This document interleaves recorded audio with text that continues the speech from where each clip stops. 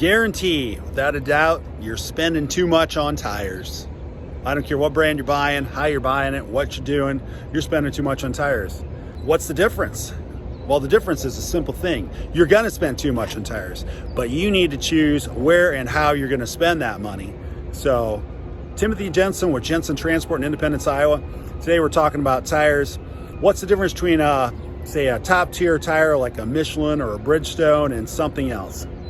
A lot of it has to do with how the tire's made, rolling resistance, retreadability, the inner liner, even how much tread you got on there. There's a big difference on there for a cheap tire versus a top tier tire. What's top tier tire cost? You're probably talking somewhere around these days, $700 a tire. So, I mean, if you got to put one tire on the road, you're talking $700 for the tire. You're probably talking another $300 and some, maybe $400, just to have the guy come out. Usually it's like a $150 charge to have the guy come out. So you're at $850 there, plus whatever the cost is. You're over $1,000 for one tire. So if you think trucking's easy, you're not carrying down around $100 bills in trucking. You're carrying around $1,000 bills in trucking just to pay your bills. And I'm talking one tire. So if you need that, if you're under a load, you got to have that. You have to have that tire to cover the load. That's DOT reg. You got to have it.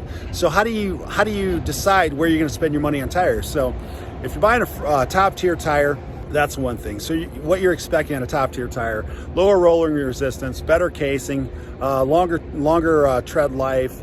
Let's see, retreadability, how many times you can retread that casing when you're done, if you're going to retread, even if there's a casing credit when you're done. So you've got all those things on there. Plus, if you are part of Michelin or Bridgestone's programs, then you've got a lot of support on the backside from their divisions. They can give you a lot of insight or lead in there if you're buying enough tires for what you're doing.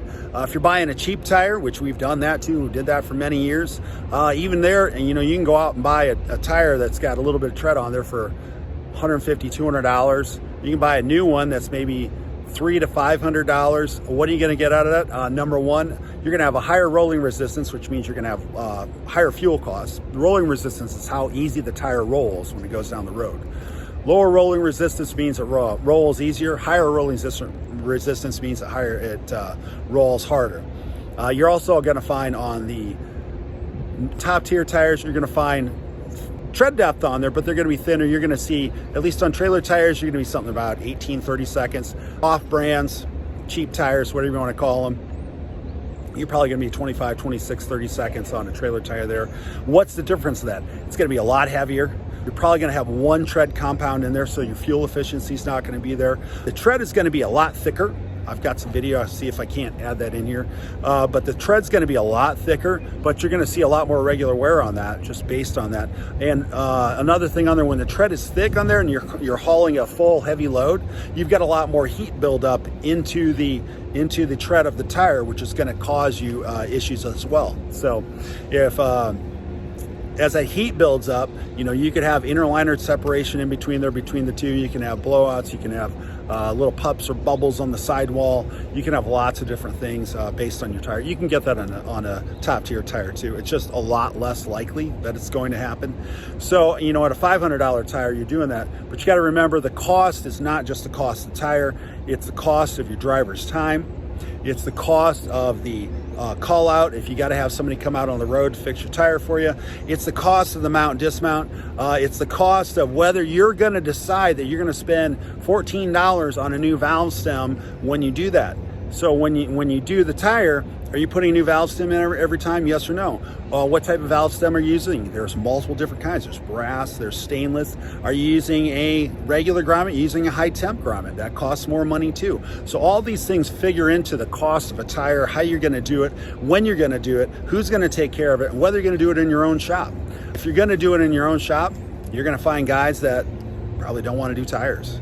So you've got a lot to think about, look at. So what should you do for your tires? You need to look at what your application is. You need to look at where you're going. You need to look at what you're doing. You need to look at your dealer networks in those areas. You need to look at your pricing. You need to look at how many times a week that you want to be spending on tires. You want to look at all that stuff. Do you have somebody that wants to do tires? Do you have a dealer that can support you in doing those tires? Can you buy enough in a volume or a quantity that you can run all the same tires? A lot of stuff there. So a lot of stuff to think about. Either way, you're going to spend a lot of money on tires and trucking. Like I said, this is not a $100 bill business. This is like a $1,000 bill business. So get ready to spend. Timothy Jensen, Jensen Transport.